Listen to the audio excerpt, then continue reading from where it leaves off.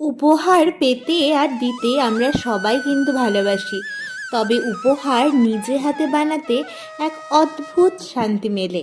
আর যখন সেই উপহার হয় ভালোবাসার, তখন তো তার পরিতৃপ্ততা হয় চরম।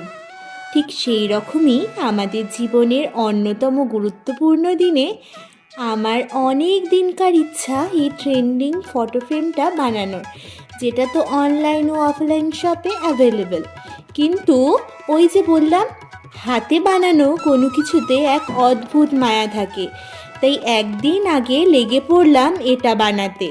কার্ডবোর্ড, আর্ট পেপার, আঠা, কাঁচির সহায়তায় আমাদের ভালোবাসার মুহূর্তগুলোকে এই একটি ফ্রেমে বন্দি করে রাখলাম।